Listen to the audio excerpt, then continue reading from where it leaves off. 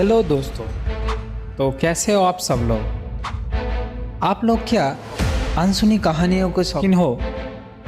तो आज एक वही अनसुनी कहानी सुनाने जा रहा हूँ आप सबको।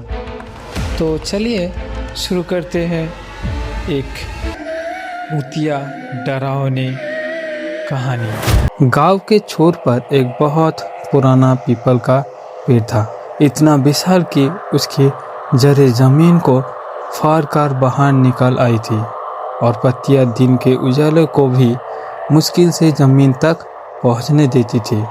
गांव वालों ने इसे दैत्य पीपल कहते थे और इसके पास भटकने से भी डरते थे, खासकर अमावस्या की रात में।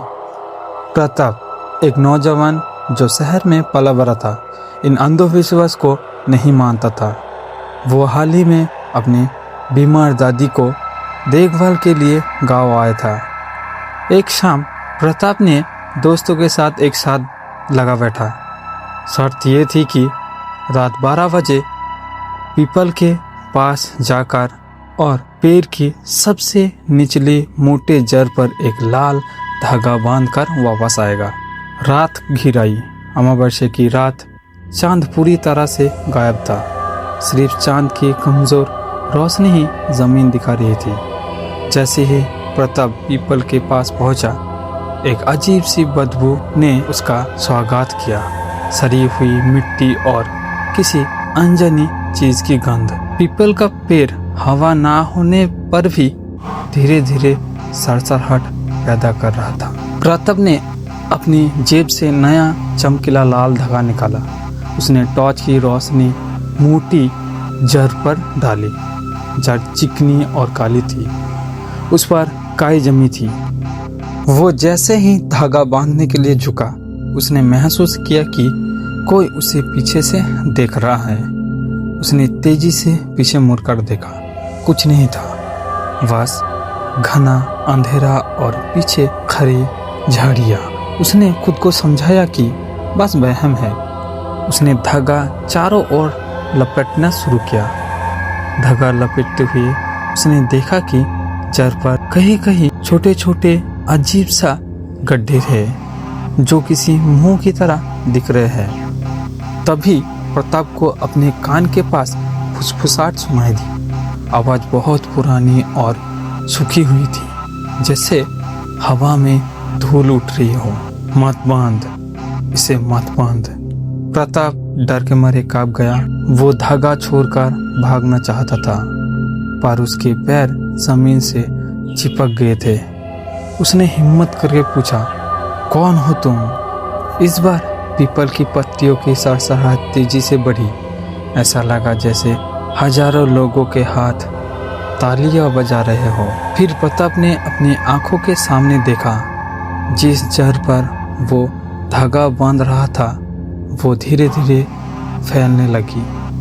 जड़ पर जो छोटे गड्ढे थे वे चौड़ा होने लगा और उसमें से पीला गाढ़ा द्रव्य टपकने लगा। प्रताप चीखना चाहता था, लेकिन उसकी आवाज गले में ही अटक गई। अचानक जड़ के बीच से एक आंख निकली। वो कोई सामान्य आंख नहीं थी, वो लाल दहकती हुई थी, जैसे जलता हुआ कोयला। आंख ने सीधा प्रताप को घूरना शुरू किया। फिर उसी सूखी आवाज में इस बार जोर से वो शक्ति बोली, तुमने मेरी नींद तोड़ दी है, अब तुम यही रहोगे। इससे पहले कि प्रताप कुछ समझ पाता, पीपल की विशाल और मोटी शाखाएं तेजी से नीचे झुकी और किसी विशाल भुजा की तरह उसे जोर से जकड़ लिया। लाल धागा जो उसके हाथ में था जोर से हवा में उछला और अपने आप कसकर जड़ पर बांध गया। प्रताप का डर में हवा हुआ शरीर शाखाओं के शिकंजे में था। उसने देखा कि जो लाल धागा उसने बांधा था वो अब जड़ के अंदर समाता जा रहा है और उसकी जगह प्रताप का शरीर धीरे धीरे पीपल के तने में घुसना शुरू हो गया। अगले दिन गांव वालों ने पीपल के पास सिर्फ प्रताप की टॉर्च और एक छोटी चप्पल देखी। किसी ने हिम्मत करके पीपल को देखा तो उन्हें तने पर, जहाँ कल जड़ थी, एक नया गहरा लाल रंग का निशान दिखाई दिया।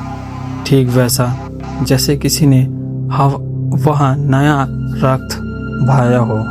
गांव वालों ने जान लिया कि दैत्य पीपल ने एक और शिकार कर लिया। आज भी अमावस्या की रात को अगर आप उस पीपल के पास खड़े हो तो आपको पत्तियों की सरसराहट में एक युवा व्यक्ति की दबी हुई चीख सुनाई दे सकती है, जो पूछता है, ये लाल धागा किसने बांधा था। तो कैसा लगा आपको ये कहानी? अच्छी लगे तो कमेंट में बताइए। मिलते हैं नेक्स्ट वीडियो में। Tata bye bye, see you.